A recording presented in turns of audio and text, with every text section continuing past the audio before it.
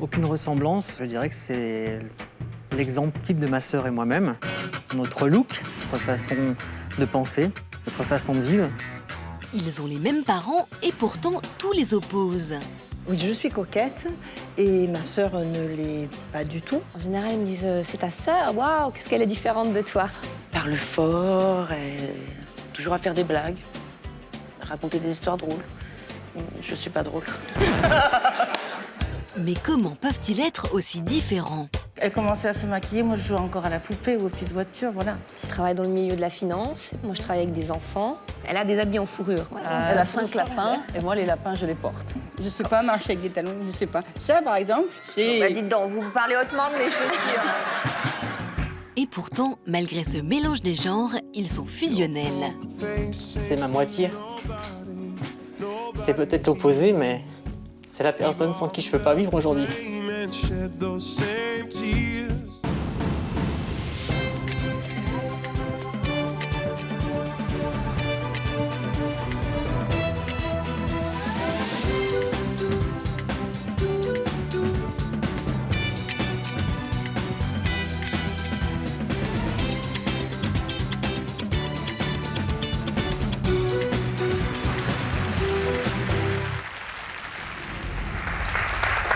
Bonjour à tous, merci de nous être fidèles et merci à nos invités d'être présents sur ce plateau. Les hommes et les femmes que je reçois aujourd'hui ont tous une sœur, mais ils ont beau avoir été élevés dans les mêmes conditions et par les mêmes parents, ils sont aujourd'hui totalement opposés. Mode de vie, caractère, style vestimentaire, métier, difficile d'imaginer qu'ils font partie de la même famille. Alors comment réussir à s'entendre lorsqu'on est aussi différent? Eh bien c'est ce qu'ils vont nous expliquer tout au long de cette émission et puis juste après, dans l'histoire continue, nous prendrons des nouvelles d'Audrey et de Véronique qui nous fera découvrir sa nouvelle silhouette. Mais d'abord, ouvrons notre première partie. Aucune ressemblance et intéressons-nous au témoignage de Laurent. Bonjour Laurent. Bonjour. En quoi vous reconnaissez-vous, Laurent, dans le titre de notre première partie? Aucune ressemblance, je dirais que c'est l'exemple type de ma sœur et moi-même. Tout nous oppose. Tout nous oppose dans notre vie professionnelle, dans notre vie de passion, dans notre look, dans notre façon de vivre, dans notre façon de penser. Nous sommes complètement à l'opposé. Alors, à quoi ressemblent vos vies à tous les deux aujourd'hui? Nos vies sont à l'opposé, parce que moi, c'est plutôt une vie dans le monde strass, paillettes. En parallèle, je travaille dans l'hôtellerie de luxe.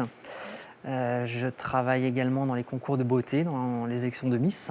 Ma sœur travaille dans l'univers de la métallurgie, de la fonderie. Plutôt dans...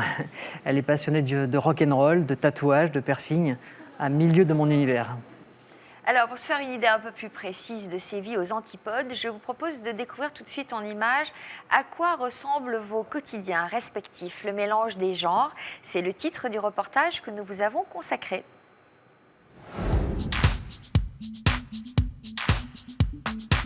Châtillon-sur-Chalaronne, près de Mâcon. Laurent, 40 ans, est un homme coquet. Comme chaque matin, il met un point d'honneur à se faire beau. Alors le matin, c'est le temps de préparation, à peu près 40-45 minutes chaque jour. C'est le minimum imposable en fait. Au même moment, à 7 km de là, chez sa sœur, Karine. Pour elle, c'est beaucoup plus rapide. Pour me préparer, je me prépare entre 5 et 10 minutes, voilà. Brossage de dents, coiffage vite fait, bien fait.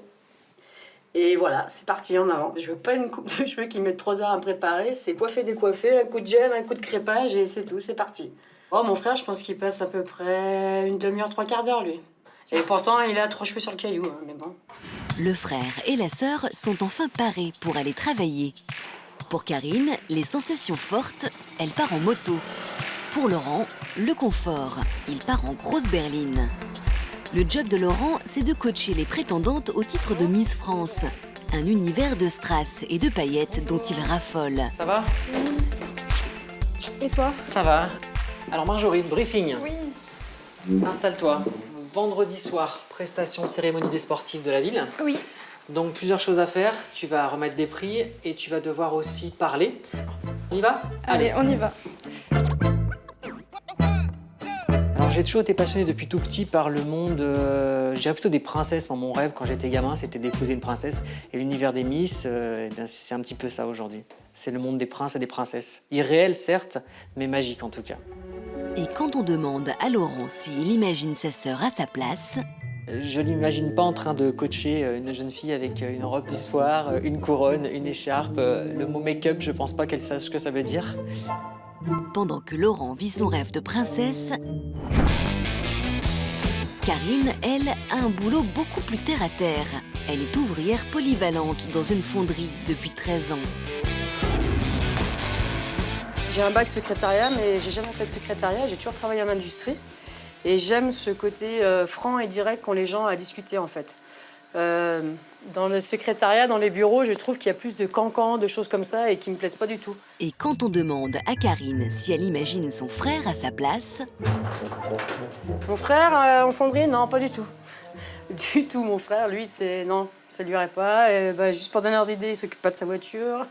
Il sait pas où est la jauge d'huile, il sait pas, enfin, non, c'est pas du tout son domaine. c'est parti pour 8 heures de travail à la chaîne.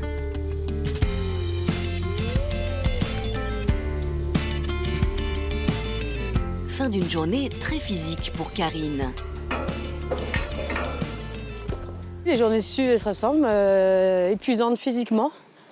Mal aux bras, aux épaules, parce qu'il faut taper, desserrer, serrer les moules. Mais bon, ça va, comme d'habitude. Malgré leurs différences, Laurent et Karine ne peuvent pas passer une semaine sans se voir. C'est une bonne journée. Ouais. Tranquille. Pour l'apéro. Allez, c'est parti. Et comme chaque lundi après le travail, ils se retrouvent chez leur mère. Une maman qui a bien du mal à comprendre comment elle a pu faire des enfants aussi opposés l'un à l'autre. Alors, ce concert ce week-end, c'était bien? Ouais, super bien. Bien rigolé, comme d'habitude, quoi. Bien fait la bringue, et puis voilà. Bon, c'est vrai que Karine et Laurence ne sont pas du tout les mêmes. Ils ont eu la même éducation, mais alors ils sont vraiment différents. À savoir pourquoi, on ne sait pas trop en fait. Bon, Karine, elle a toujours été garçon manqué, elle n'a jamais joué à la poupée. Elle, c'était le foot, le ballon. Hein. Et puis Laurent, bon, ben, c'était autre chose, plus artiste, plus spectacle, avec de la danse, du chant, des clowns et tout. Et pourtant, bien que tous les opposent, Laurent et Karine sont inséparables. Mon frère, c'est mon jumeau. Mon jumeau, mais en garçon. Il est complètement différent, mais mon jumeau. Mon frère, si je ne l'ai pas au téléphone une fois dans la semaine ou 2-3 fois dans la semaine, ça va pas. On se dit, oh, pourquoi il ne m'appelle pas? Ou inversement. Je serai toujours là pour le soutenir, pour dans quoi que ce soit dans sa vie. Il me passe un coup de fil, ça te dérange? T'inquiète pas, je suis là, je te le fais. Ce que représente ma sœur aujourd'hui, je serais très ému de dire tout en fait. Excusez-moi, mais c'est tout. C'est ma moitié. C'est peut-être l'opposé, mais c'est la personne sans qui je peux pas vivre aujourd'hui. C'est une partie de moi en fait. Je l'aime en fait, ma sœur. C'est ma vie, c'est ma fratrie, c'est tout. C'est tout.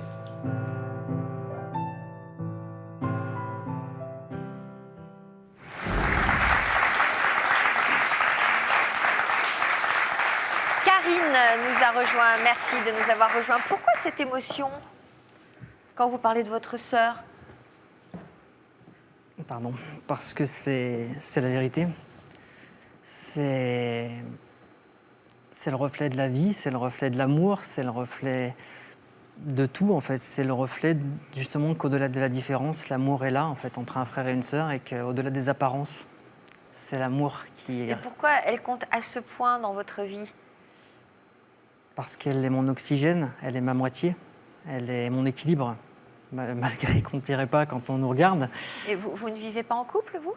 Ah, moi je vis en couple, bien sûr, moi je suis... Non, elle doit être contente, votre compagne, quand vous parlez de votre sœur comme ça.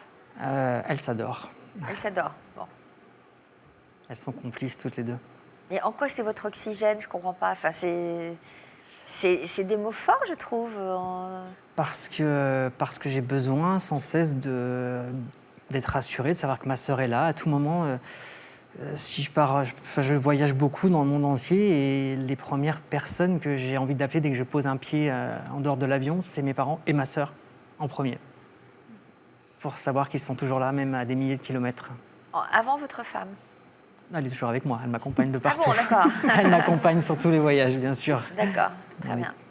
Alors, on va remonter à votre enfance, à tous les deux, pour mieux comprendre à quel moment ces différences sont apparues. Quel genre d'enfant étiez-vous, vous, Laurent? Alors moi, j'étais un enfant très studieux, très modèle, le premier de la classe, l'intello, entre guillemets. Donc très sage, l'enfant posé, l'enfant calme, studieux. Donc, c'est vous l'aîné, apparemment, Voilà, quand c'est on moi l'aîné. voit cette photo. Oui, c'est ça. Karine était comment, elle? On l'a vu dans le reportage, un peu garçon manqué? Alors oui, moi c'était carrément l'inverse. C'était dans la cour de l'école, c'était le foot, les copains et beaucoup de sport, la pêche avec mon père. Tout l'opposé de mon frère, quoi. Et alors, pourquoi vous n'alliez pas à la pêche, vous? C'était pas du tout mon truc. Rêver devant une canne à pêche, mettre les mains dégoûtantes dans les vers de terre ou autre, non. C'était pas mon univers du tout. Et au niveau caractère, comment vous vous démarquiez tous les deux? Alors moi, je dirais que je suis un caractère posé, calme, Émotif? studieux, voilà, émotif, sensible. Ma sœur, c'est la forte tête, c'est le caractère fort. Je dirais pas le garçon manqué, je dirais plutôt la forte tête, en fait. Caractère dur. Vous êtes d'accord? Oui, mais Parfois, quand même avec les- une certaine émotivité, malgré tout. Voilà, c'est ce que j'allais dire. C'est Parfois, vraiment, il y a le côté féminin aussi, il ne faut pas exagérer. caractère dur Voilà. masque On une se fait grande une petite sensibilité. carapace, mais on est aussi émotif. Faut pas croire. Là, quand j'ai vu le reportage, ça m'a ému aussi. De voir Et mon vous, frère vous le cachez. plus que lui, je pense. Mais vos parents étaient très présents dans votre enfance? Oui, on a eu vraiment la même éducation. C'est ce qui est assez... La fille assez- qui cherche des explications à deux balles. Mais Je vais peut-être vous la donner. comment? Je vais peut-être Bah, vous la j'espère donner. bien, Yvonne, vous êtes là pour ça. Alors, à quel moment ces différences sont-elles vraiment devenues flagrantes?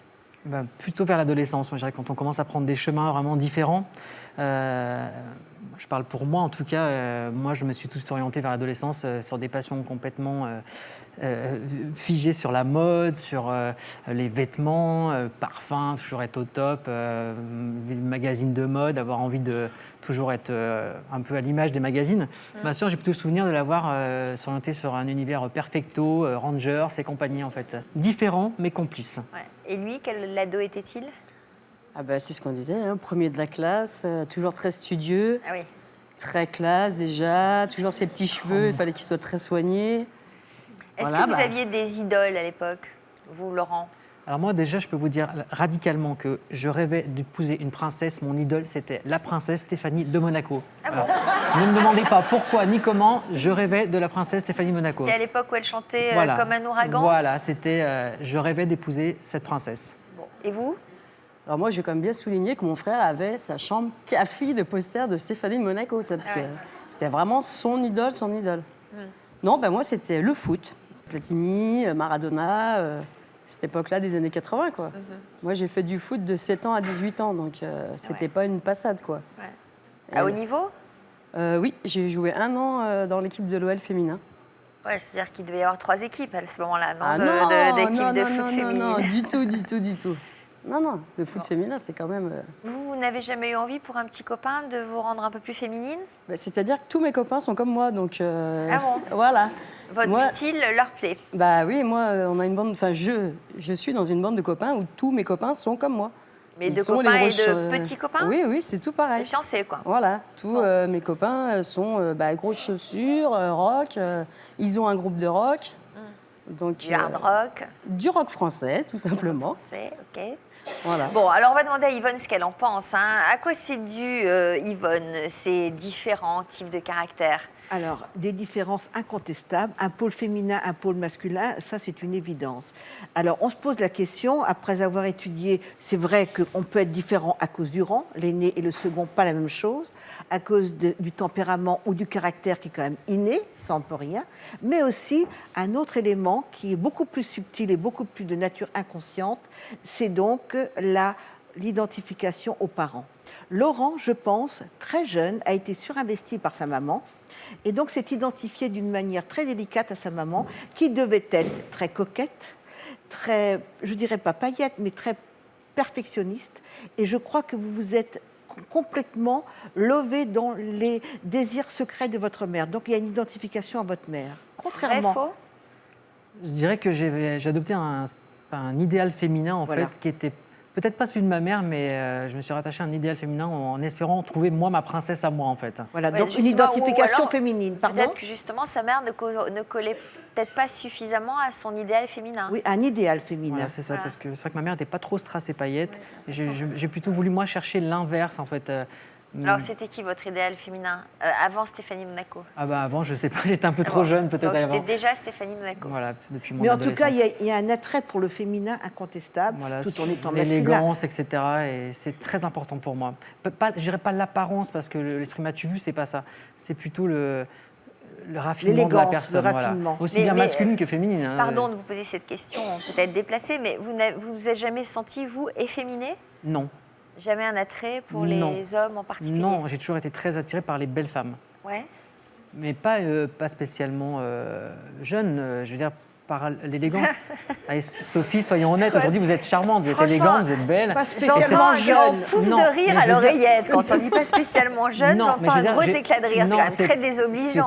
pas pour aujourd'hui, je veux dire, depuis tout petit, même une très belle femme, quand j'avais 20 ans, je voyais une très belle femme. Est-ce que je vous fais penser à Princesse Charlène? Je vous ai vu tout à l'heure, Sophie, je vous ai trouvée vraiment éblouissante, Ah bon, merci beaucoup. en rouge.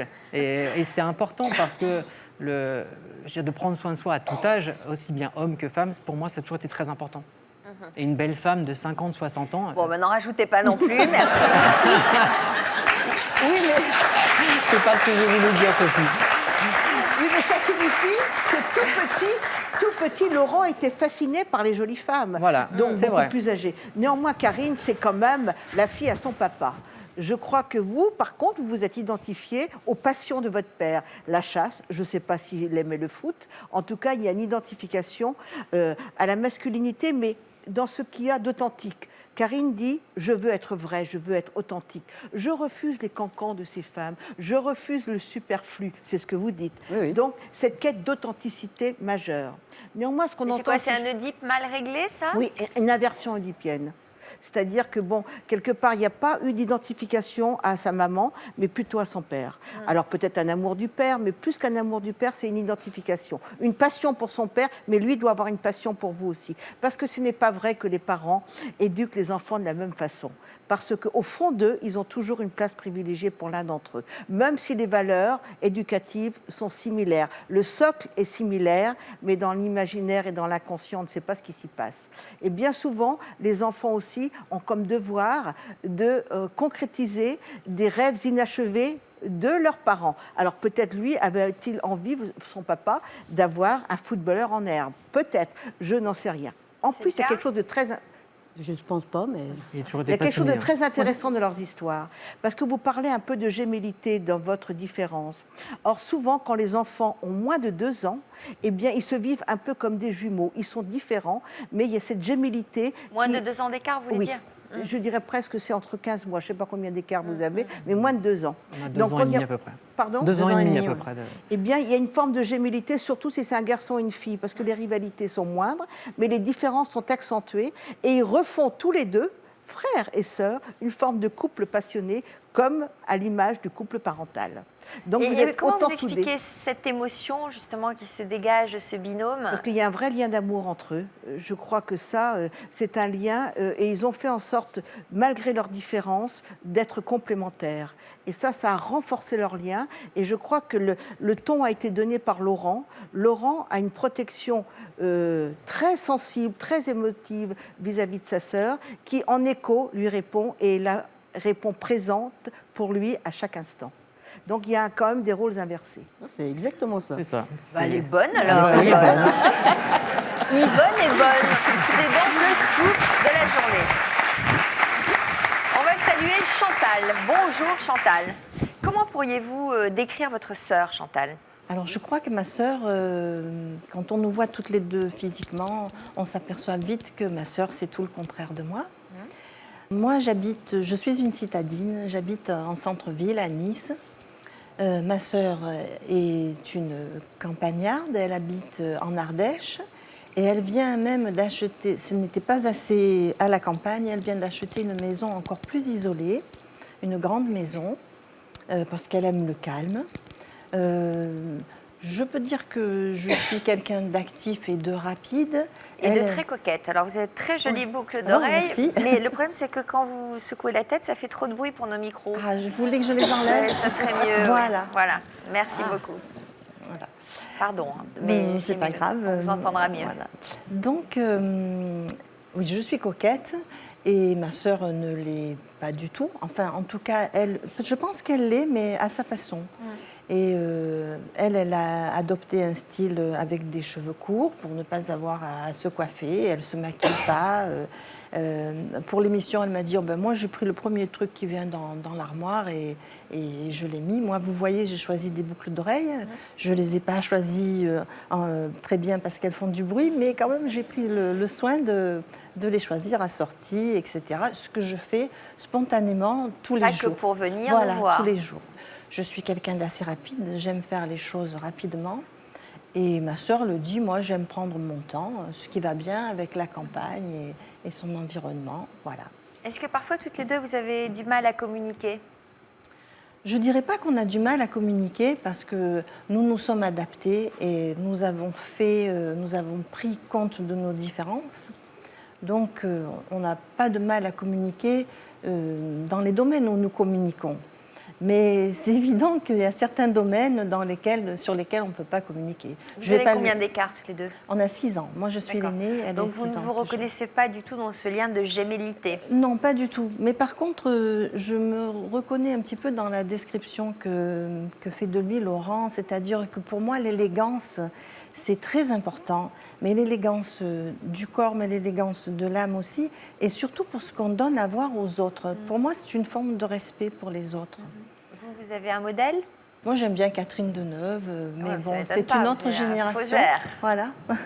Parce que Catherine Deneuve, elle est rebelle. Hein. Elle n'est pas si bien rangée que ça. Elle est un peu rock'n'roll quand même dans sa tête. Clair. Ouais.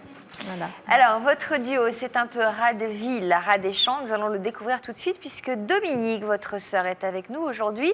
On l'accueille.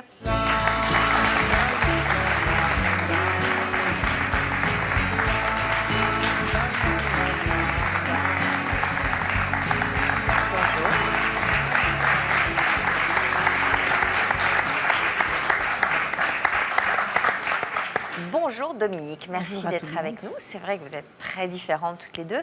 Est-ce que vous êtes d'accord avec le portrait que Chantal a brossé de vous? Je n'ai pas très bien entendu, mais j'ai entendu les grandes lignes, je pense que oui. Bon, oui. Vous aimez prendre votre temps, vous aimez la campagne, vous n'êtes pas très coquette, vous ne vous maquillez jamais? Très rarement. Bon, le minimum. Moi, j'aime bien m'habiller pour être bien, pour être à l'aise, quoi. Voilà. Quel regard portez-vous sur votre sœur de manière générale? Alors, Chantal, elle remet ses lunettes. Aime donner... Oui, ça m'aide à penser.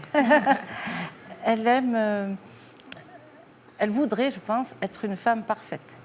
Elle s'occupe beaucoup de son image physique. Et bon, même depuis longtemps, elle entretient son physique. Elle fait du sport. Elle a fait de la chirurgie esthétique, elle aime bien s'habiller, se maquiller, voilà. Et moi, c'est le contraire, je veux dire, on ne me demandera même pas d'aller voir un chirurgien pour me faire le bout du nez parce que j'ai peur, voilà. Et puis, en fait, peut-être qu'elle me reprocherait justement de ne pas assez m'occuper de mon corps et de ma santé, parce qu'elle fait très attention à tout ça, et bon...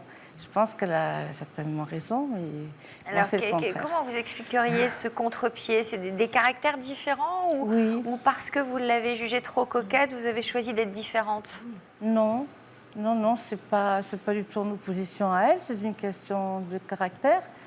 Et puis, peut-être aussi de courage. Bon, je sais pas, moi, je me laisse vivre. Vous trouvez qu'elle a du courage? Oui.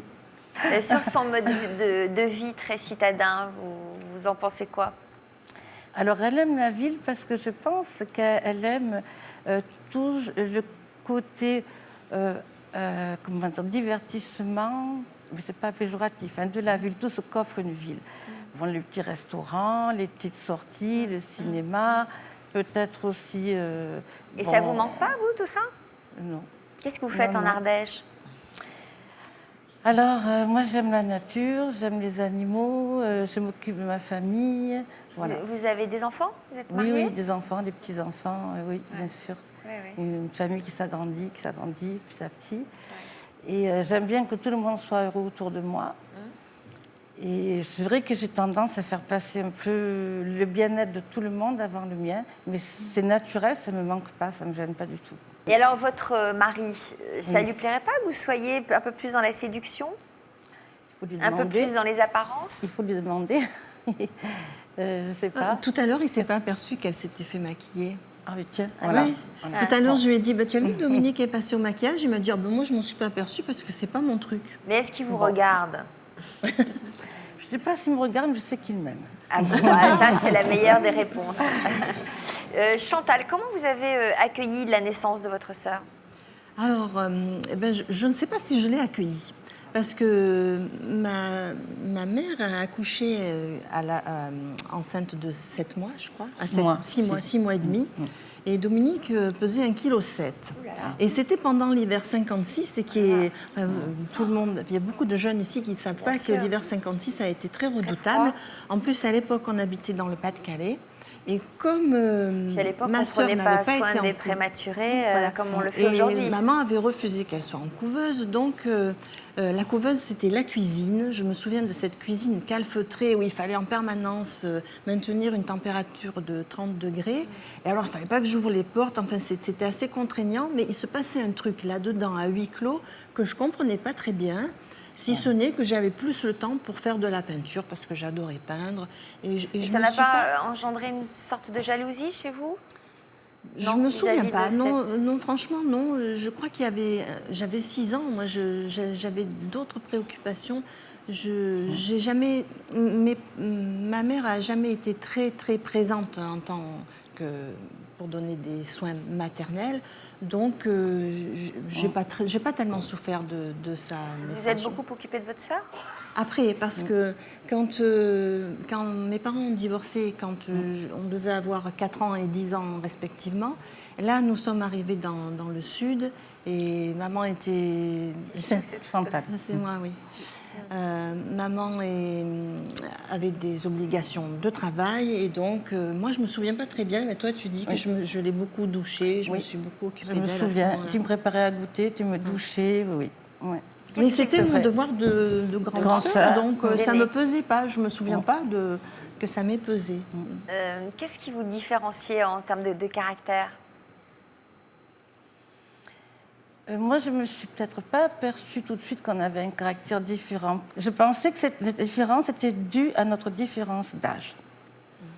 Et puis, je me souviens qu'au moment où j'étais adolescente et elle jeune adulte, on a eu une conversation, peut-être elle ne s'en souvient pas, qui m'avait marquée, parce que je me rappelle encore.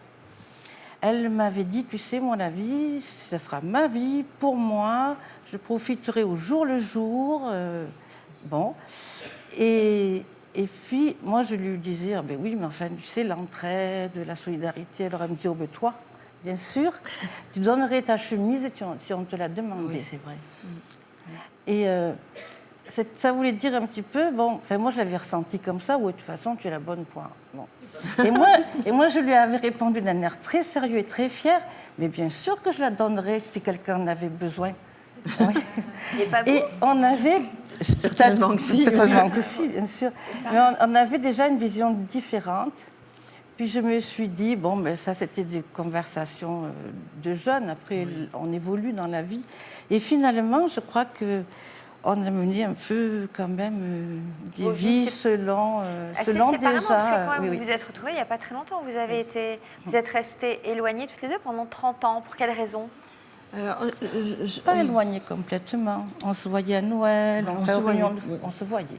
On n'avait pas d'affinité. Oui, c'est ça, vous n'aviez pas de... On se voyait pour les fêtes classiques, c'est-à-dire D'abord, on avait une distance géographique. Moi, j'habitais en ville à Avignon à l'époque. Dominique a toujours habité à la campagne, en Ardèche. Donc, c'était pas à côté. Très loin non, c'était pas très loin non plus. Mais je pense que c'était nos styles de vie qui faisaient qu'on n'avait pas réellement envie de se rencontrer. Et puis, mais par contre, c'était important pour moi, et ça l'est toujours, de l'avoir régulièrement. Donc, on se voyait pour la fête des mères, pour Noël, les fêtes classiques. Mais c'est vrai qu'on ne se téléphonait pas une fois par mois pour se donner des nouvelles. Si, voilà. Yvonne, est-ce que ces 6 ans d'écart peuvent expliquer peut-être que Dominique ait été confrontée à l'adolescence de sa sœur en la voyant très séduisante, très coquette, et qu'elle y ait renoncé, elle? Alors vous avez eu une réflexion on ne peut plus pertinente. Parce Merci que Yvonne. Chantal a été pendant un laps de temps, pendant 7 ans, un petit peu la princesse. Donc la princesse aussi sans doute de son papa. Parce que là, on est face à face avec un rapport oedipien qu'on avait souligné tout à l'heure. Ce rapport oedipien, donc c'est un amour avec le père. Père qui devait être un tantinet séducteur et séduisant. Face à mes invités. Et donc, vous êtes restée sa princesse longtemps. Donc, pas question de lui déplaire.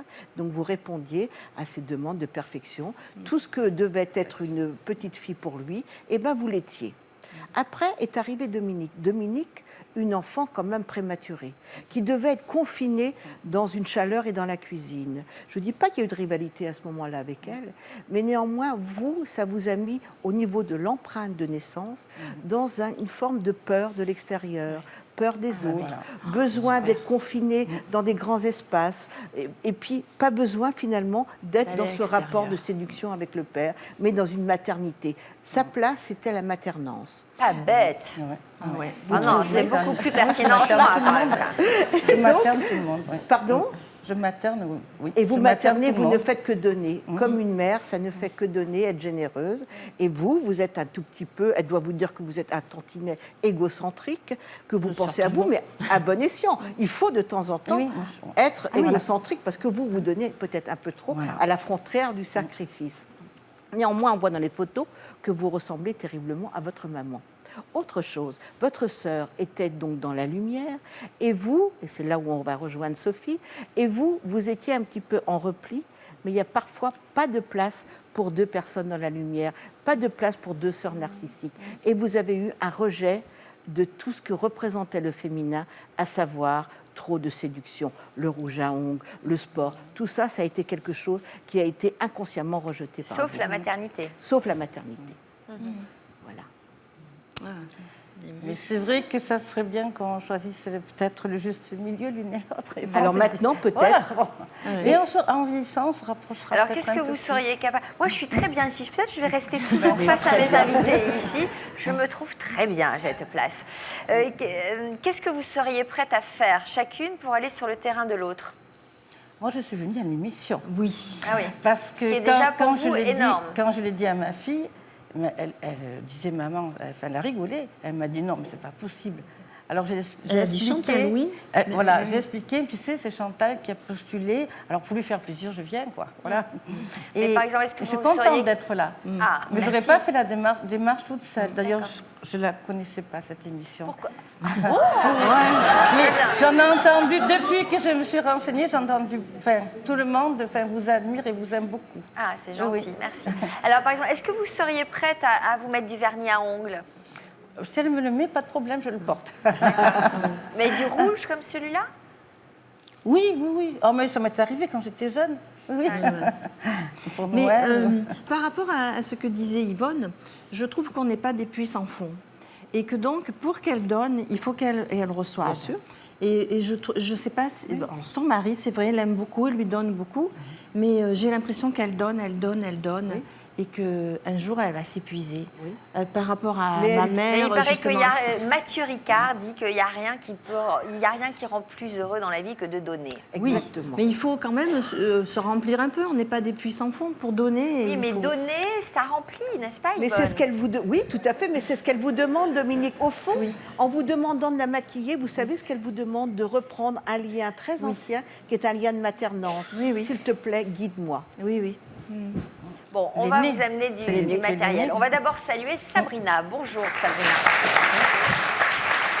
Alors, vous avez écouté les récits de nos autres invités. Lequel de ces témoignages se rapproche le plus de votre histoire?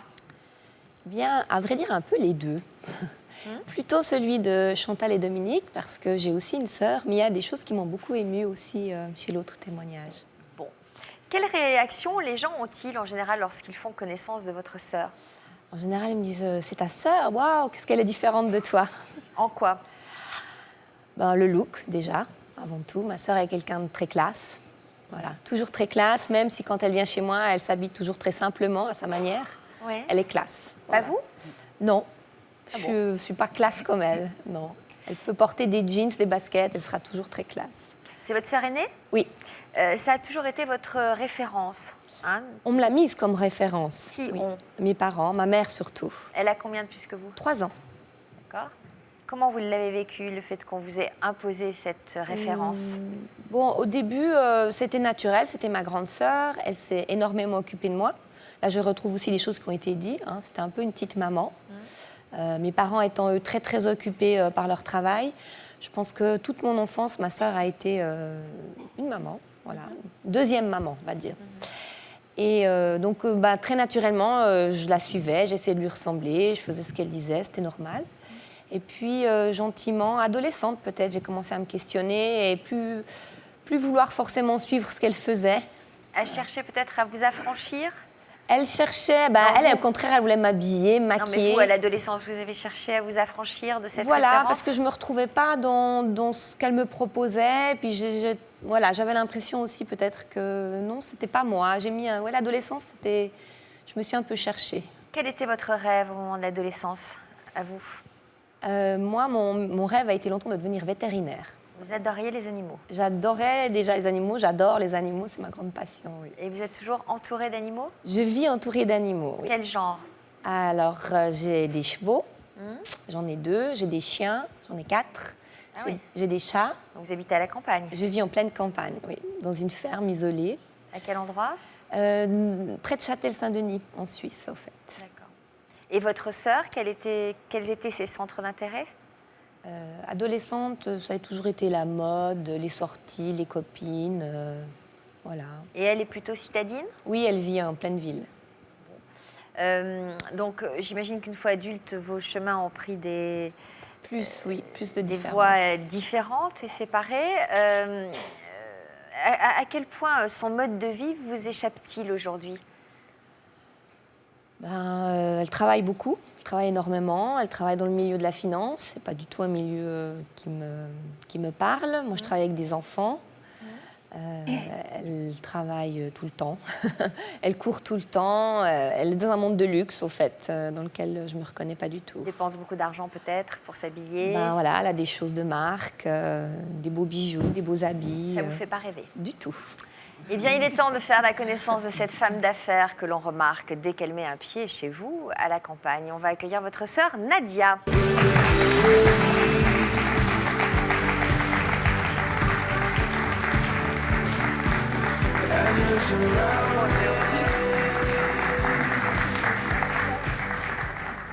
Joli. Merci d'être avec nous. Vous pourriez presque être la sœur de Chantal, en fait. Oui, on s'est déjà fait la réflexion dans les coulisses. Elle voulait m'adopter comme sœur.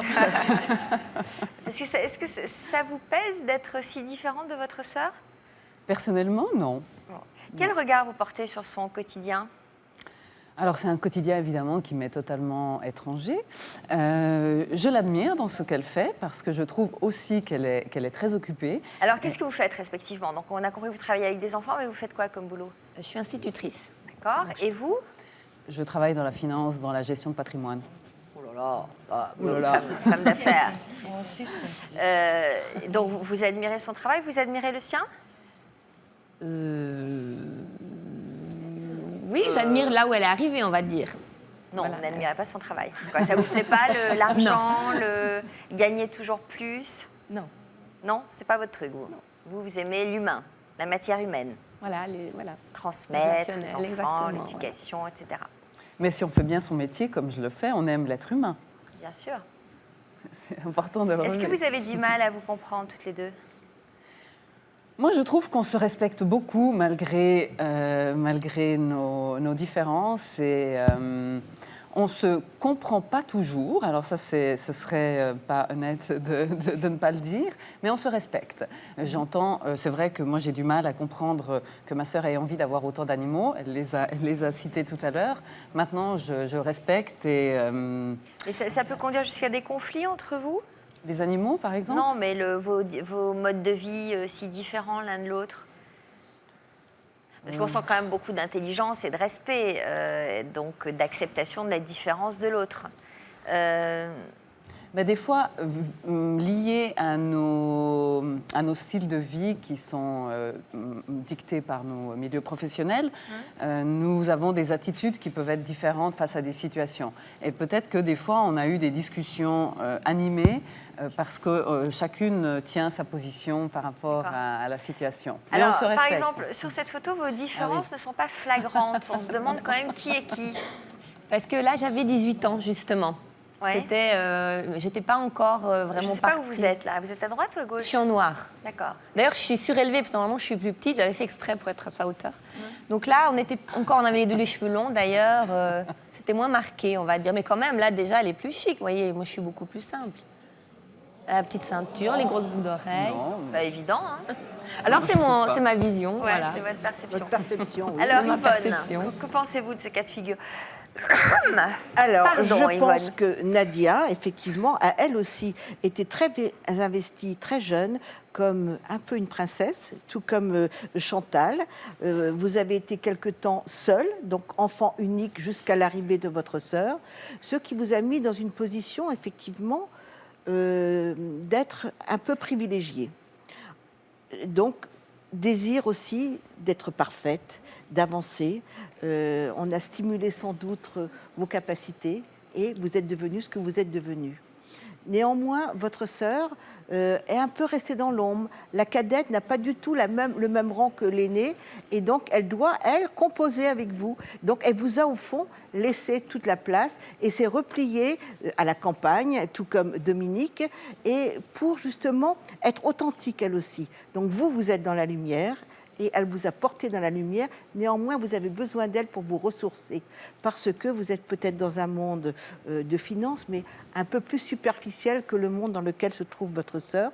Donc, toutes les deux, vous avez des projets différents, mais néanmoins complémentaires. Vous devez certainement vous ressourcer terriblement chez votre sœur et dans son univers. Eh bien, je vais rebondir sur ce que vous dites, parce que c'est très vrai, le point sur le fait de se ressourcer, parce que nous avons l'opportunité de partir assez régulièrement en vacances ensemble. Et ce sont pour moi des vacances privilégiées parce qu'on se ressource, on se sent à l'aise, on se respecte. Hein. Oui. Et même Dieu sait si on est différentes, même en vacances. Mais on respecte le fonctionnement de l'autre et puis on peut se parler vrai parce qu'on n'a pas besoin d'être dans un rôle. Donc on se parle vrai. Si j'ai envie de lui dire non, ça, j'ai pas envie, je me sentirai à l'aise pour le dire. Ce qui vous arrive plus difficilement dans votre milieu? Complètement. De parler vrai? Complètement. Vous quittez on est dans un milieu de diplomatie. Vous quittez vos costumes avec votre sœur. Et alors, quand vous partez en vacances, vous allez à la ville ou à la campagne? Ça dépend. À la mer. Oui, on va dire plutôt que je vais dans son monde quand même. Je vais souvent dans des beaux établissements avec toi. On va dire dans des endroits où je n'irai pas forcément sans elle. Elle m'ouvre des portes, voilà. Nous découvrirons l'histoire de Barbara. Ce sera juste après ces quelques messages de la rédaction. À tout de suite.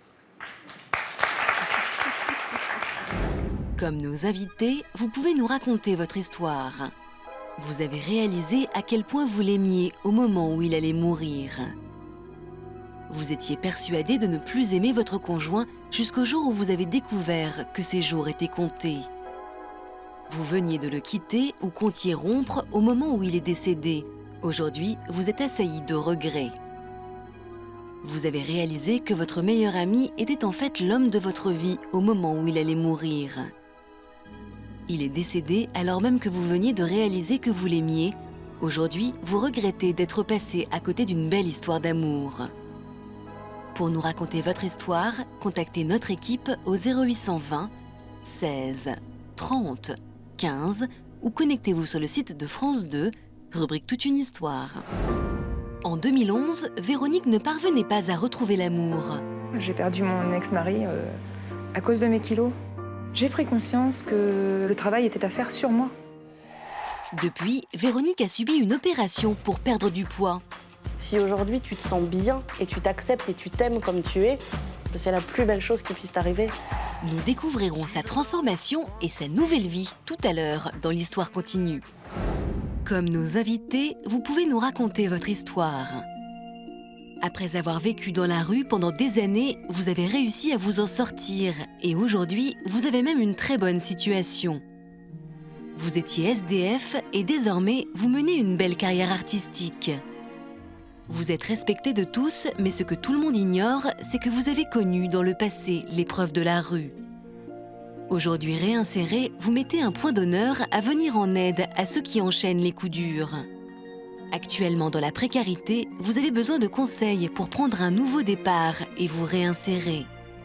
Pour nous raconter votre histoire, contactez notre équipe au 0820 16 30 15 ou connectez-vous sur le site de France 2, rubrique Toute une histoire. C'est la suite de notre émission. Bien qu'ils aient reçu la même éducation que leurs frères ou leurs sœurs, les invités que je reçois aujourd'hui sont tout simplement leurs opposés. Et dans ce cas, il n'est pas toujours facile de se comprendre et de conjuguer avec les différences de l'autre. On va à présent ouvrir la deuxième partie de notre émission, contraire mais complémentaire. Et on va saluer Barbara. Bonjour Barbara. Barbara, vous avez 34 ans et vous êtes ce qu'on pourrait appeler une femme élégante. À quel point accordez-vous de l'importance à votre apparence? Ça ne me viendrait pas l'idée de sortir de chez moi si je ne me suis pas un minimum, on va dire, coiffée, maquillée, habillée. Enfin, oui. D'accord. Donc vous vous retrouvez dans le témoignage de Chantal, par exemple. Ouais. Est-ce que cette coquetterie est génétique dans votre famille? Non. Pas du tout? Non, pas du tout.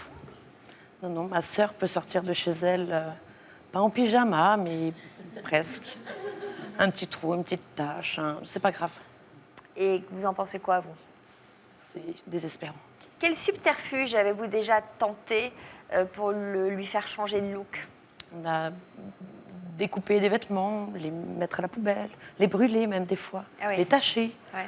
Mais elle aimait quand même. En quoi est-elle un ovni par rapport à vous? En tout. En tout, c'est... parle fort, toujours à faire des blagues, raconter des histoires drôles. Je suis pas drôle. Il paraît qu'elle elle adore les dessins animés. Elle connaît tous les dialogues par cœur, les chansons. Des dessins animés? Oui. Ah bah tiens, on va lui demander tout de suite, on va l'accueillir. Elle s'appelle Isabelle. Isabelle.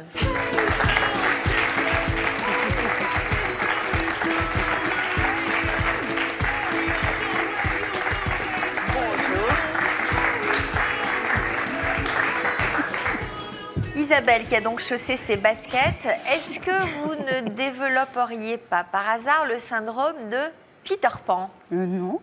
Non? On peut rappeler en deux mots ce que c'est, Yvonne?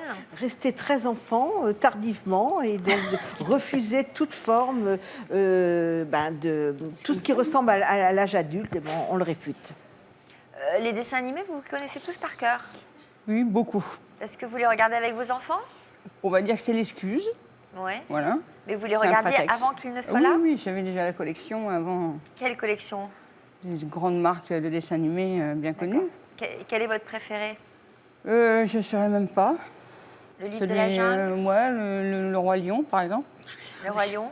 Oui, moi j'arrive même à pleurer devant des dessins animés. Alors, mais il vous arrive de regarder d'autres films que des dessins Ah animés? oui, mais enfin des trucs pour enfants, quoi.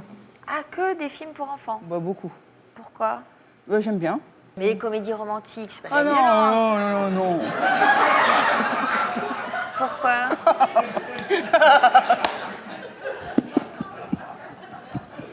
Qu'est-ce qui vous fait rire? C'est gnangnan. Enfin, c'est... Non, Bah, non. pas toujours. Non, pas ça. Les histoires d'amour, c'est pas votre truc. Ah, ça me fait rire. Enfin, oui. Est-ce que vous avez toujours été un peu farfelu comme ça? Oui, bah, pour les autres, oui. Hmm. Moi, je me trouve pas farfelue. Je la trouve farfelue. Pourquoi? Qu'est-ce que vous trouvez farfelu de chez elle? Ça, là. Oula, vous dites ça d'un air aimable, ça. Ça, c'est très farfelu. Passer 2h30 à rester comme un bip, comme ça, attendre qu'on tripote, tout ça, là. Non. Donc ça vous paraît superflu? Ça, c'est... Ouais. Tout, d'abord. La coiffure, le maquillage. Parfum. Pour mes 40 ans, j'ai eu un soin, vous savez. Massage du truc, là. Du corps, quoi. Ouais. Le truc, c'est le du corps. visage. Non, quel visage? Que le visage. Le visage. Et quand la Le fille visage, m'a c'est dit- le truc pour vous. Ouais. Quand la fille m'a dit, je vous laisse une demi-heure avec je sais pas trop quoi sur la tête. Un masque, ça s'appelle. J'ai Un dit, c'est masque. pas possible, elle va m'oublier là. Et je me suis levée, j'ai dit, vous pouvez m'enlever ça là? Ça c'est bon, c'est un marché. Non, J'ai l'impression que vous refusez vraiment votre apparence, votre féminité. Je sais pas marcher avec des talons, je sais pas. Ça par exemple, c'est... Bah, dites donc, vous parlez hautement de mes chaussures. Ça, comme si c'était de la... Eh ben, pour moi, c'est un truc d'extraterrestre. Ah je bon ne sais même pas comment Tiens, vous faites. allez, regardez, je vous les prête. Vous essayez, vous faites du combien? Mais je sais même pas. Du 38? Oui, ça doit être à peu près ça. Ouais, Allez, mais je tiens, sais pas je les faire prête. mes chaussettes. Mais si, allez, on essaie. Allez, allez-y. Voilà, ça Le va premier qui rigole, hein. Voilà. T'as pas mis des moumoutes? Oh non. Les chaussures. Je les aimais bien. Bon, C'est dommage. On essaie de... Je vais même pas rentrer, hein. On va essayer. Oh là là, Force mais pas pour- trop, oh là là, mais quelle mauvaise idée. Eh, déjà, regarde. Bon alors, donc ça Je vous les n'entre laisse, pas. je vous les laisse. Bon, bah dites donc, vous pouvez pas faire Cendrillon, vous, le prince Non, charmant. bah, c'est foutu. Vous l'avez trouvé, le prince charmant? Oh, bah, j'en ai trouvé un qui me supporte, déjà pas mal. Donc là, par exemple, le look de votre sœur, ça vous paraît tout à fait... Bon, j'ai l'habitude de l'avoir comme ça. On va revenir à Karine et à Laurent. Est-ce qu'à un moment donné, vos différences vous ont éloigné? Vous nous parliez tout à l'heure d'un rapport de gémellité presque entre vous. Est-ce qu'il vous est arrivé de vous éloigner quand même? Oui, il y a un certain moment de ma vie, en fait, j'ai vécu une grande histoire d'amour, en fait, avant de rencontrer mon épouse, avec une jeune femme pendant plusieurs années, qui évoluait dans un monde qui ne correspondait pas non plus à l'image de ma sœur, plutôt strass, paillettes, dans le monde de la nuit. Très futile, très paillette, on va dire. J'ai beaucoup voyagé à cette époque, j'ai fait beaucoup de choses. Et il est vrai que j'ai un peu délaissé, je regrette encore aujourd'hui, hein, j'ai un peu délaissé ces 4 ans, ma sœur. Ils s'en sont peut-être pas rendus compte, mais moi, je sais qu'au fond de moi-même, je les ai un peu délaissés. Pas par honte, mais parce que ils ne correspondaient plus peut-être à la vie que j'avais à ce moment-là, en Et fait. vous le reprochez aujourd'hui? À moi-même, oui. Parce Ils que vous l'ont reproché, eux? jamais. Mais 4 Ils ans vous ont d'une vie... manqué pendant 4 ans ou Avec pas? le recul, oui. Au moment T, non. Avec le recul, oui. Parce que 4 ans, c'est long et on ne les rattrape jamais, en fait. Donc 4 ans d'une vie, ça peut paraître court, mais c'est long aussi. Alors, vous êtes aujourd'hui mariée à une ancienne mannequin, très différente de votre sœur. Comment les présentations avec Karine se sont-elles passées? Alors, quand j'ai présenté donc, mon épouse aujourd'hui, qui est toujours à mes côtés depuis bientôt 15 ans,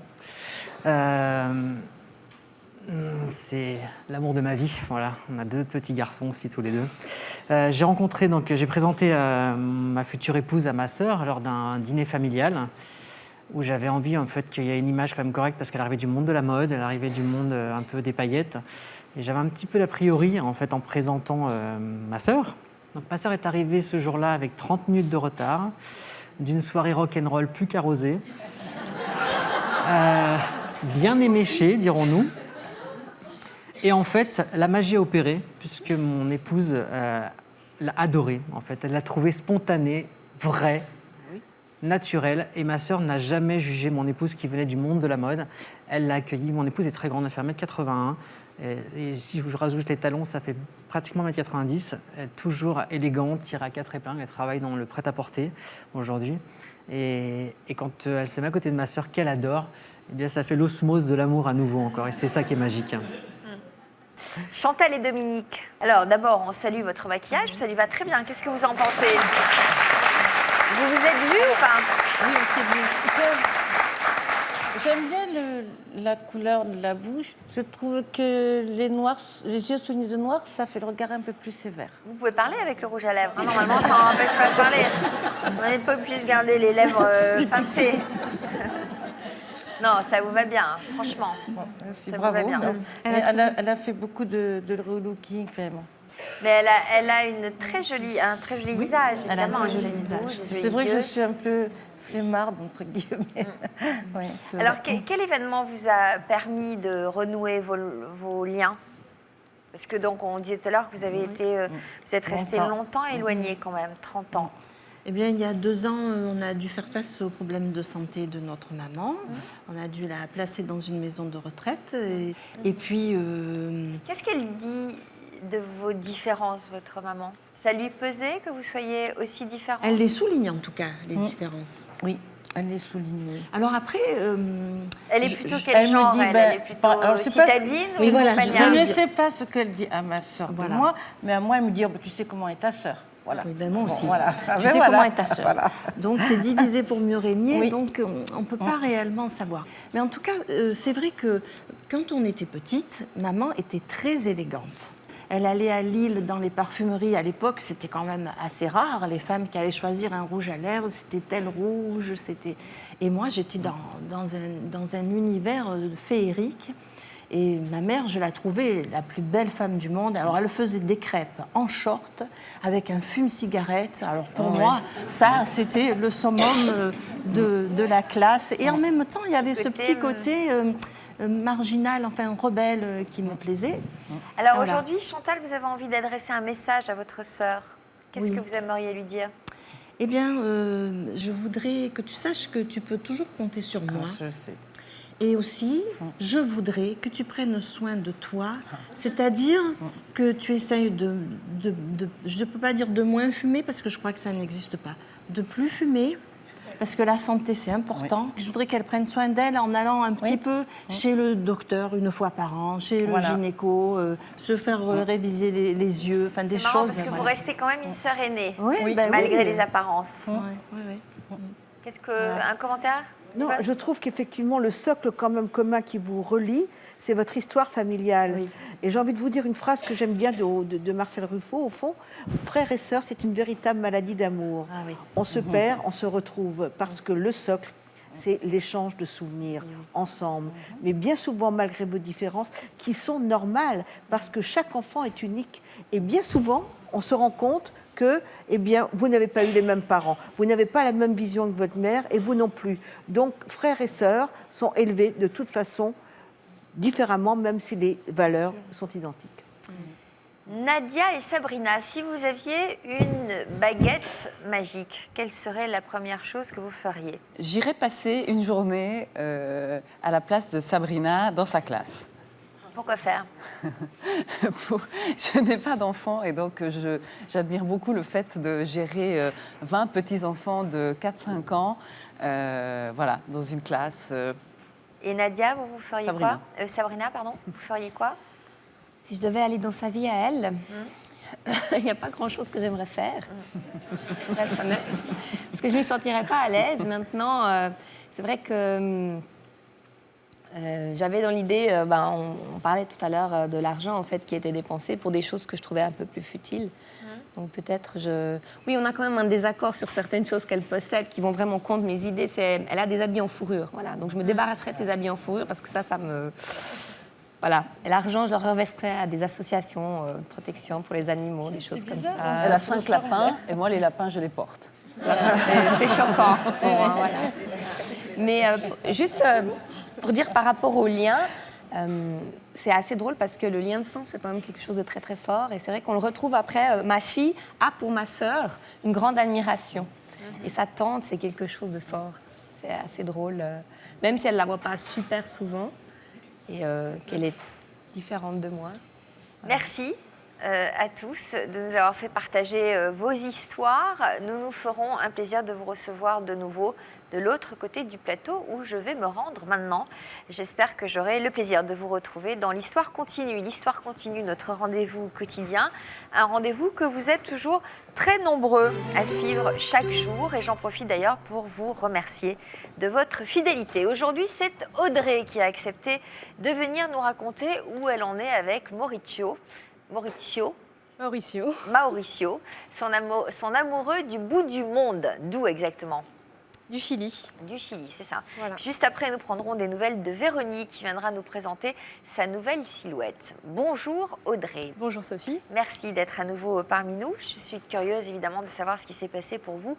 Depuis votre dernier passage à Toute une histoire, je vous avais reçu le 28 juin dernier dans une émission intitulée « Et si l'amour était au bout du monde ?» Est-ce que vous pouvez nous rappeler en quoi vous étiez concernée par ce thème ? Alors j'avais rencontré Mauricio sur Internet à l'époque, il y a presque 4 ans. Et au bout d'un mois, je me suis rendu compte que je pensais à lui souvent, qu'il me manquait parfois, que j'avais envie de parler avec lui sur le web. J'en parlais beaucoup à mes amis, à ma famille, et j'avais que lui à la bouche en fait. Est-ce que ces sentiments étaient partagés? Oui, tout à fait. Voilà. Et comment vous avez géré ça malgré la distance? Alors au début, on s'est dit que c'était un peu fou, un peu impossible, que comment on allait faire pour se voir. Déjà, on ne s'était jamais vus, donc c'était assez spécial quand même comme relation qu'on entretenait. Et puis très vite, il a décidé de venir me voir en France. Alors je suis allée à l'aéroport le chercher, toute contente, mais un peu anxieuse aussi de le rencontrer. Je me souviens de m'être cachée derrière un poteau de l'aéroport où il y avait une vitre. En fait, on voyait tout le monde arriver. Et je voulais absolument le voir en première pour savoir de quoi il avait l'air, pour ne pas être surprise. Là, maintenant, il me voit, il arrive, ça y est. Et en fait, c'est lui qui m'a vue en premier. Donc je me suis un peu à voir. Est-ce que l'évidence s'est confirmée? Oui. L'évidence s'est confirmée, je l'ai trouvé même mieux que ce que je pouvais le voir par caméra. Par la suite, lui aussi m'a dit qu'il m'avait trouvé très bien. Et il s'est bien adapté pendant son séjour? Oui, il a découvert la France. Bon, c'était en plein hiver, il y avait beaucoup de neige, je me rappelle. Il est resté combien de temps? 2 semaines. Et puis 2 jours avant son départ, jusqu'où êtes-vous allée par amour pour lui? Alors 2 jours avant son départ, j'ai décidé de prendre un billet d'avion avec lui. Pour retourner avec lui au Chili, en fait. Et je me suis retrouvée le 31 décembre dans l'avion, à débarquer au Brésil, lever de soleil le 1er janvier. Quelle chance! Et donc on avait fait une escale au Brésil. Et après, on est vite rentré au Chili. Voilà, donc j'ai pu découvrir toute sa famille, ses amis, son cadre de vie. Et là-bas, c'était l'été, en France, c'était l'hiver, donc c'était assez extraordinaire. Alors, vous n'en êtes pas resté là, puisque après avoir passé votre bac, vous êtes parti carrément vivre au Chili avec lui pendant 1 an. Et lorsque vous êtes venu sur notre plateau, vous étiez rentré en France depuis quelques mois. Votre couple a-t-il finalement supporté la distance? Eh bien, c'est ce que nous allons découvrir tout de suite en images.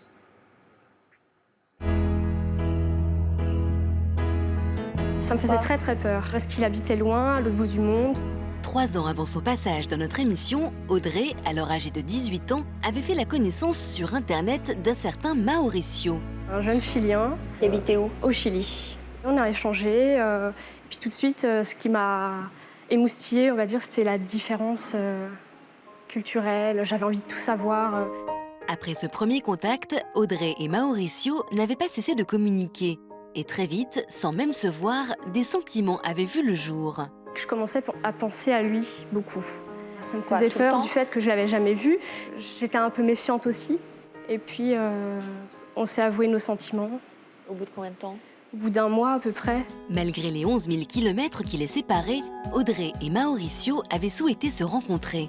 Il m'a dit, écoute, je vais tout faire pour venir en France, pour te rencontrer, pour qu'on construise quelque chose. 6 mois plus tard, il est venu.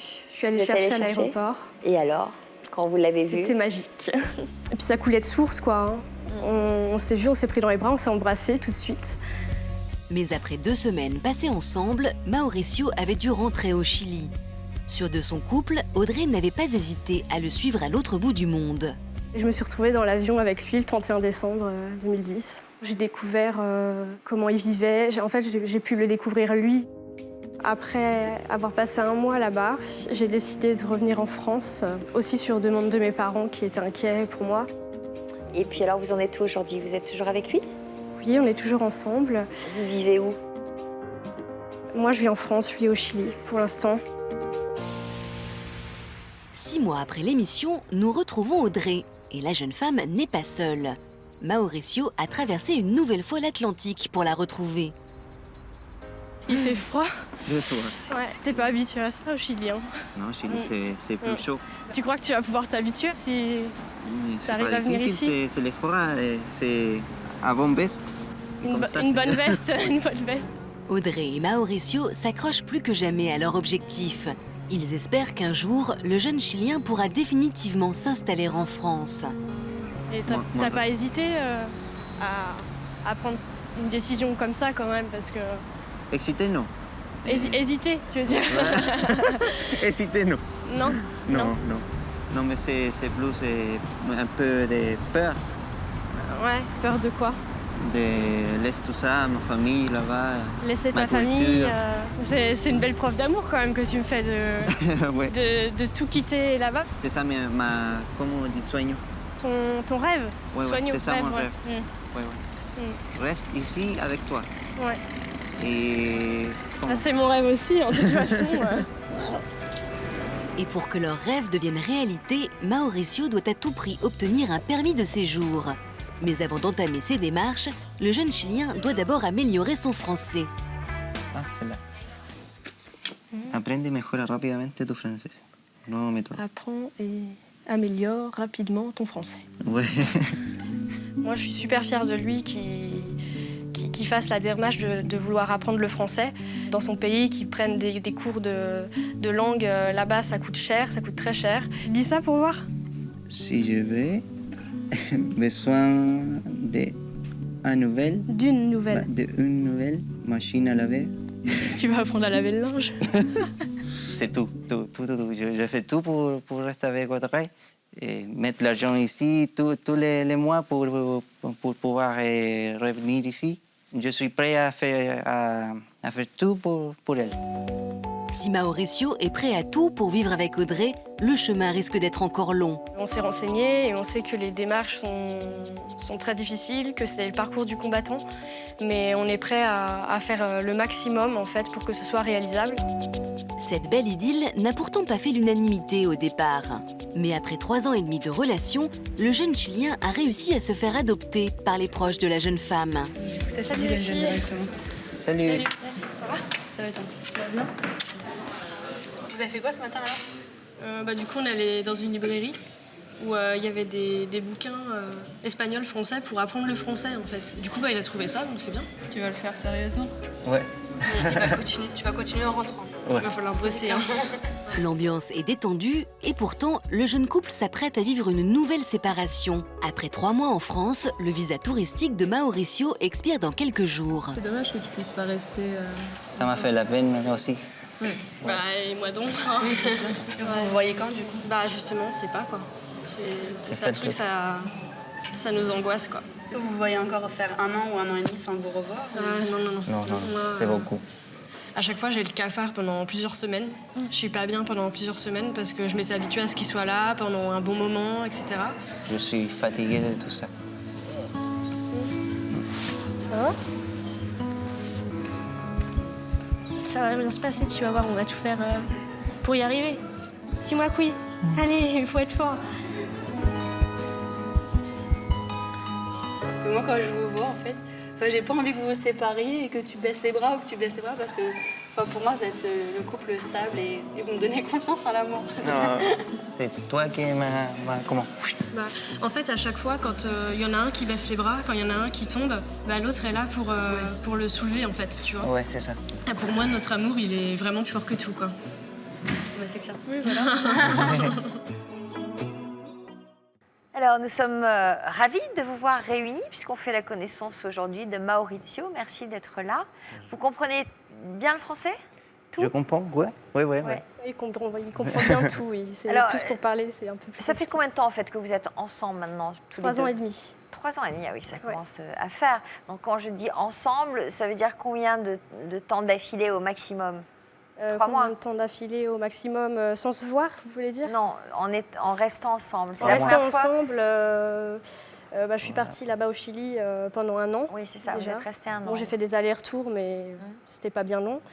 Mais on est resté un bon moment ensemble, du coup, à vivre ensemble. Déjà, donc là, vous vous apprêtez à vous séparer, donc c'est terrible alors, j'imagine. Dans 4 jours, oui. Dans 4 jours. Oui. Et qu'est-ce que vous faites là-bas au Chili? Vous faites des études? Non, je travaille. Il travaillait dans la vente informatique. Ouais, mais maintenant, je laisse mon travail là-bas et je viens ici. Vous êtes prêt à tout quitter pour elle? Ouais. C'est difficile de s'aimer à distance, non seulement parce qu'on ne se voit pas souvent, donc on a du mal à être raccord au partage de la complicité du quotidien, mais en plus, c'est des cultures différentes. C'est vrai, mais malgré tout, on s'est connus dans la distance. Du coup, je pense que si on s'était connus en France pendant 1, 2, 3 ans et qu'après on avait dû mettre une distance qui soit parti vivre à l'étranger, par exemple, ça aurait été beaucoup plus difficile. Que là, on s'est connus déjà dans cette distance. Comment vous êtes organisés tous les deux depuis 3 mois, depuis que Maurizio est là? Alors moi, je suis partie au Chili cet été déjà, et puis il a décidé de prendre un billet d'avion pour 3 mois en France, de me suivre, en fait. Et la semaine, il est chez mes parents, il a une petite dépendance parce que mes parents ont un corps de ferme isolé en Seine-et-Marne dans la Brie. Et il a sa petite dépendance, il prend la voiture, il fait un peu ce qu'il veut. Et puis moi, je fais mes études à Paris d'infirmière. Ouais, donc il est tout seul la semaine, vous vous ennuyez, non? Ça doit être dur, un petit peu. Hein. C'est un petit peu dur, mais bon, il s'imprègne aussi de notre vie ici avec ma famille. Bon, il suit un peu mon père dans ses activités. Comme ça, c'est normal. Ouais. Et votre famille, sa famille à lui, au Chili, ils acceptent bien cette histoire? Oui. Ils acceptent que vous partiez vivre en France, que ce soit votre projet? C'est difficile aussi, mais ils acceptent. Ouais. Est-ce qu'il vous est déjà arrivé de baisser les bras et de dire on ne va pas y arriver? Non. De baisser les bras un petit peu, parce qu'il y a des moments où on est fatigué de tout ça, de devoir payer des billets d'avion qui coûtent extrêmement cher ou d'investir tout notre argent là-dedans. Et on aimerait faire autre chose de notre argent quand même.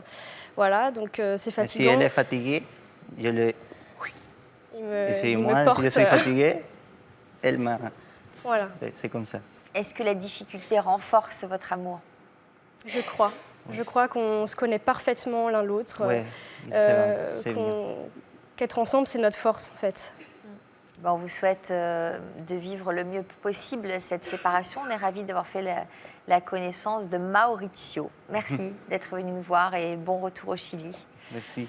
Il est temps à présent de revenir sur l'histoire de Véronique, que j'avais eu le plaisir de recevoir le 29 mars 2011 dans une émission consacrée à l'obésité. À l'époque, elle nous avait confié que son couple allait exploser car elle n'assumait pas ses rondeurs et elle était alors persuadée qu'elle aurait bien du mal à retrouver l'âme sœur. Est-elle toujours du même avis aujourd'hui? Eh bien, c'est ce que je vous propose de découvrir dans notre reportage.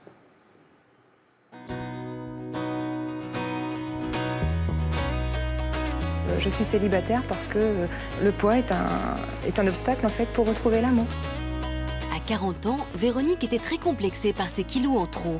Elle avait pris beaucoup de poids suite à ses 2 grossesses. Vous pesez combien aujourd'hui, Véronique? 105 kilos. Pour quelle taille? 1m61. C'est traumatisant de voir son corps qui change, le regard des autres qui change. Véronique n'arrivait plus du tout à accepter son corps. Son mal-être était tellement fort que même son couple n'avait pas résisté. Je me laissais plus approcher de la même façon dans l'intimité. Je repoussais mon mari. J'ai perdu mon ex-mari à cause de mes kilos. En fait, Séverine était elle aussi présente sur le plateau ce jour-là et elle ne partageait pas du tout l'opinion de Véronique. Elle avait toujours assumé ses formes.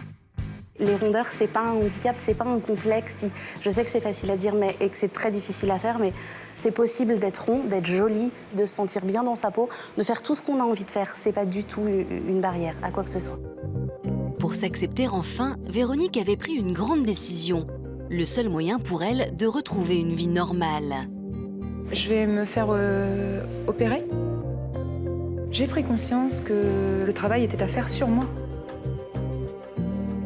2 ans et demi après sa participation à l'émission, c'est une nouvelle Véronique que nous retrouvons. Aujourd'hui, elle a rendez-vous avec une amie. Salut. Salut Séverine. Ça va? Et toi? Et cette amie, c'est Séverine. Heureux hasard, les 2 femmes n'habitent pas loin l'une de l'autre. Et depuis l'émission, elles sont restées en contact. Bon, tu vas bien? Super, tu vois. Bien, resplendissante, enfin non, plus à l'aise certainement. J'ai encore des rondeurs, mais je les assume. Là, c'est plus facile à assumer que celles que je n'assumais pas auparavant. Bon, bah c'est le principal, tant mieux. Mais je suis toujours ronde. Hein, et... Dans ta tête, tu te trouves toujours ronde? Je me trouve toujours ronde, mais je me dis que trop mince, ça ne m'irait certainement pas. Les personnes autour de moi n'y auraient pas retrouvé la belle et sensuelle Véronique avec ses rondeurs. Si Véronique assume aujourd'hui ses formes, c'est parce que suite à son opération, elle a perdu 40 kilos. Mais pas seulement. Séverine y est également un peu pour quelque chose. Tu m'auras aidé et tu m'auras forcément aidé à assumer ces kilos. Pour moi, c'est vrai que tu fais partie de ma thérapie. Je suis vraiment touchée de tes paroles parce que si aujourd'hui tu te sens bien et tu t'acceptes et tu t'aimes comme tu es, c'est la plus belle chose qui puisse t'arriver. C'est une belle revanche, quoi, après tant mieux. Tous les moments où j'ai passé à pleurer, quoi. Véronique est désormais une femme épanouie et elle ne rate pas une occasion de se faire plaisir. D'ailleurs, le shopping est devenu l'une de ses activités favorites. Par exemple avec un legging. Regarde, qu'est-ce que t'en penses? C'est sympa, ce coloré. Ah, j'adore. Regarde avec ma mèche. Exactement. Ça, c'est mignon aussi. Oui, mais pourquoi pas? On va essayer. Ah, j'ai jamais osé de ma vie, donc... Eh ben, c'est l'occasion. À tout de suite. Fais-moi rêver. À voir, mais écoute... T'as pas l'impression qu'elle a un chouïa grande sur le côté? Ah non, elle est juste bien comme il me faut. D'ailleurs... Juste pour te rendre compte. Parce que là, tu bouges un peu, je pense qu'elle tombe. On va essayer. On Pour essaye l'acquis de conscience. D'accord, je vais chercher ça. Ah, mais c'est trompeur parce que c'est un élastique. Mais toutes les excuses du monde sont bonnes. C'est trompeur parce que c'est un élastique. Non, mais c'est mal taillé ou c'est taillé différemment. Non. Du 40, donc ça fait du gain moral. C'est du 40. Il y a encore 2 ans, Véronique portait du 50. Aujourd'hui, s'habiller est pour elle beaucoup plus simple. Allez, on continue. Alors, le verdict? Magnifique, j'ai adoré la couleur. Alors, comment tu te sens? Toujours bien. Ça fait du bien de se sentir bien. Hein. Tout d'un coup, oui.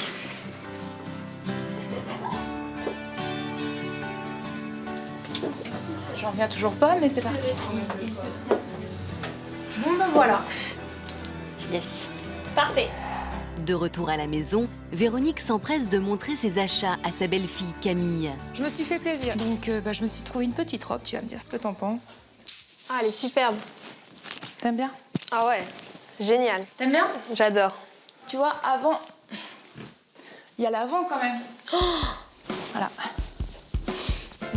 C'est quelle taille? T'as vu 50. Hop, oh là là. Cache. Grâce à son importante perte de poids, Véronique est désormais mieux dans son corps.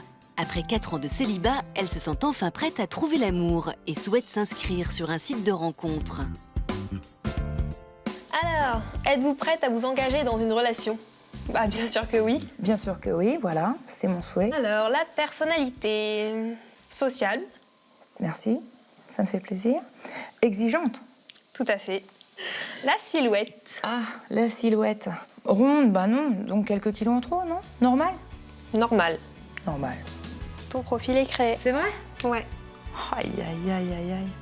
C'est vrai que c'est une nouvelle vie, en fait, j'ai envie de dire. Voilà, je suis en accord avec moi-même. Tu viens de m'aider? Oui. Encore un petit tournant, quoi. On avance. On avance.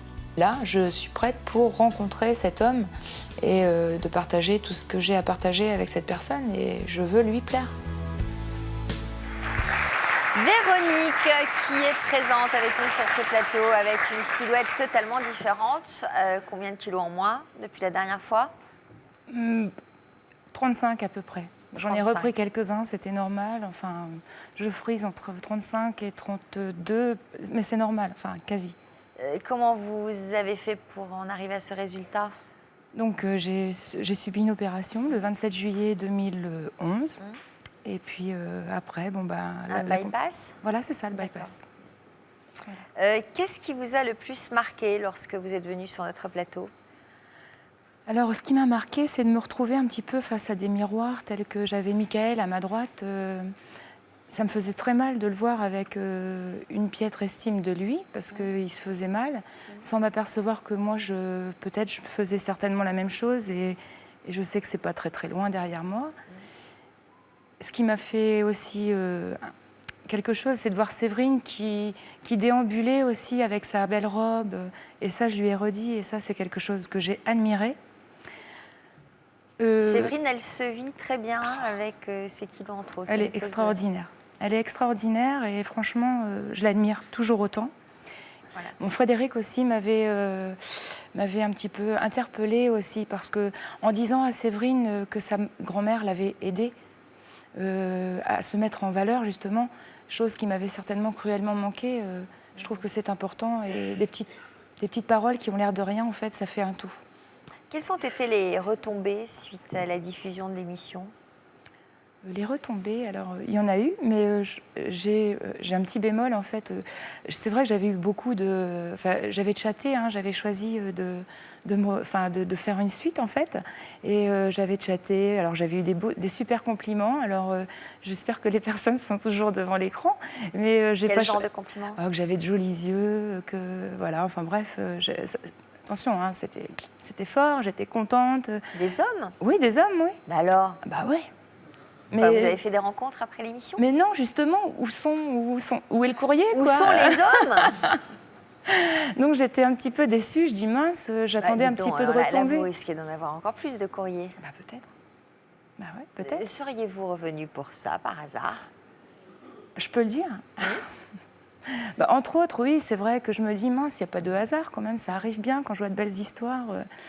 Il paraît que vous êtes une fidèle de l'émission et que vous aviez hâte qu'on vous rappelle finalement pour nous dire ce que vous étiez devenu. Bah oui, tout le monde me disait, enfin tout le monde, j'ai mon fan club. Hein. Et donc c'est vrai que sur la région, ils me disaient mais comment ça se fait, t'es pas retournée Je dis attendez, ça va venir, il y a un fichier, enfin je sais pas. Et puis là, vendredi dernier, enfin il y a un vendredi là, un petit coup de fil, hop, coucou, c'est nous. Bon ben voilà. Est-ce que vous diriez quand même que la perspective de revenir peut-être un jour sur notre plateau vous a motivé dans votre perte de poids ? Le fait de venir a été un moteur, en tout cas. Tout à fait. Pour démarrer cette démarche. Voilà, exactement. Et puis, je vous avais dit, bon, bah, à l'occasion, je viendrai vous refaire un signe et puis voir mon évolution. Et je suis contente de le faire. Franchement, et puis, je veux faire aussi une mise en garde, si ça peut aider des personnes, c'est très important. Sur quoi ? En fait, que l'opération, ça n'est pas une fin en soi. Moi, j'ai toujours combattu ces kilos et c'est un combat à vie entière, en fait. Ouais. Oui, c'est-à-dire qu'après cette opération, il y a quand même une nouvelle manière de vivre, une nouvelle manière de s'alimenter. C'est ça. Le combat ne s'arrête pas le jour de l'opération, quoi. Non. Il y a un laps de temps qui nous est, on va dire, attribué.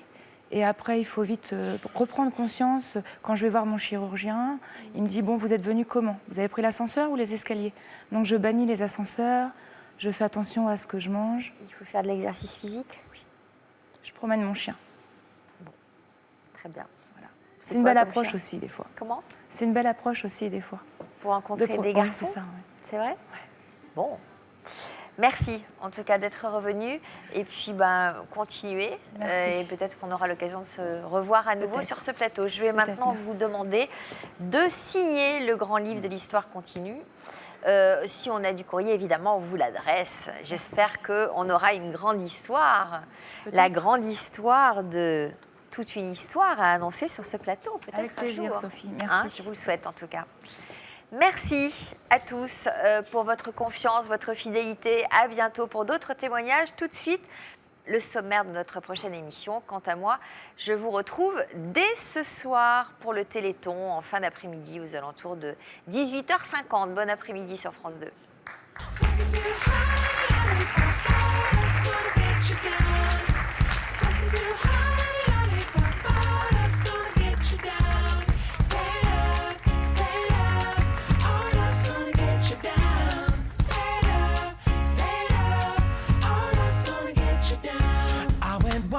My mama one day when she warned me what people say, live your life until love is. Il souffre d'obésité morbide. Souvent on me regarde pas comme une personne malade, mais comme une personne qui mange trop. On se moque et c'est vraiment difficile à vivre. Leur poids s'est envolé. C'était quoi le maximum pour 170. Je suis arrivée à 296 kilos. 170, je me suis pas rendu compte que je grossissais. Vous pesiez combien à 2 ans, par exemple ? 20 kilos. À 14 ans, donc, je faisais 60 kilos. À 16 ans, je faisais 120 kilos. C'est vrai que j'ai doublé mon poids en l'espace de 2 ans. Ce surpoids aurait pu leur coûter la vie. J'arrivais plus à sortir de chez moi. Je pouvais plus monter les escaliers. J'étais au fauteuil roulant, je marchais plus. J'avais de l'arthrose plein les genoux, plein Je ne pouvais plus. Je commençais à avoir des crises d'asthme, beaucoup, des crises de spasmophilie. Pour ne plus mettre leur vie en danger, certaines ont gagné leur combat contre les kilos, alors que d'autres se battent encore. Je suis passée de 133 kilos à maintenant 62 kilos. J'ai tenté, j'ai fait plusieurs régimes. Des régimes à 800 calories jour. Et une nuit, j'ai sonné à l'infirmière parce que je sentais des odeurs de paella. Et je voyais des frites et des côtelettes sur les murs.